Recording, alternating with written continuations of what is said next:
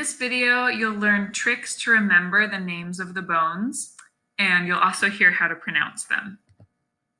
First, the mandible is the jaw. The mandible. So you use the mandible to eat, and mandible sounds like edible. The next bone is the sternum. It's the one at the front of the rib cage. So imagine that there's a pot of soup with ribs. And so if there are ribs in the pot, I was stirring them up. Like it sounds like the word sternum. Ribs in the pot, and I was stirring them up. Next bone is the scapula, or the shoulder blade. Again, pronounced scapula. So the scapula is pointy like a blade, and it sounds like the word scalpel, which is another kind of blade. You might have used it if you ever did a dissection. So scapula, shoulder blade, and a scalpel is a blade. The next bone is the humerus, which is the upper arm. So you might have heard of hitting your funny bone. And the word humerus sounds like humorous, like funny. That's so humorous. So these two bones are the radius and the ulna.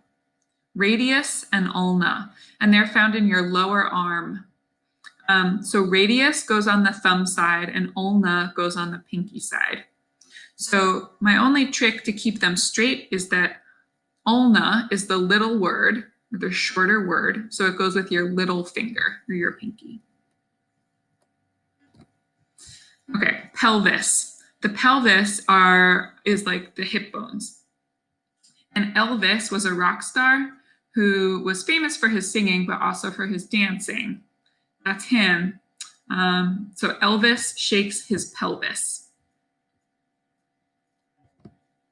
Okay, this one's weird, just go with it. The patella is the kneecap, the patella. So imagine that you fell in a puddle of Nutella. So now you have Nutella on your patella.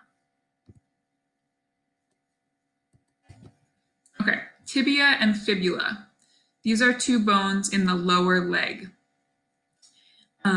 Tibia is the larger bone, and it looks kind of like a T, an uppercase capital T, because it has a flat top. Fibula is more skinny, and so in Spanish you would say it's más flaca, so the F for fibula and flaca, or in English a word is flimsy, like it would break easier.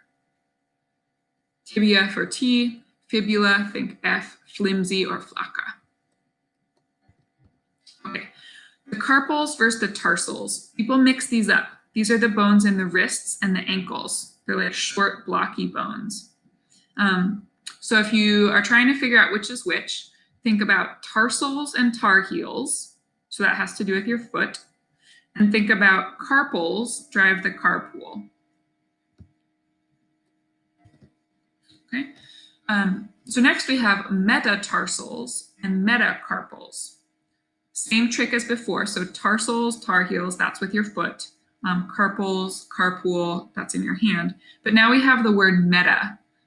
So the meta part, just think that's in the middle of the hand or your foot. So between like the wrists or the ankle bones and the fingers or toes.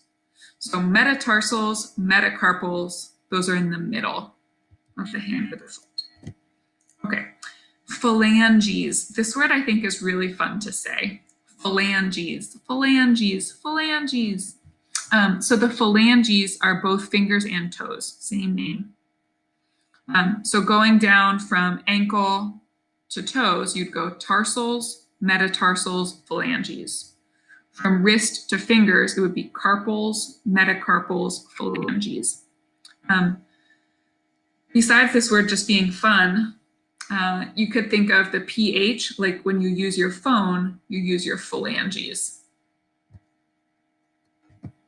Okay. And then these ones don't have a story.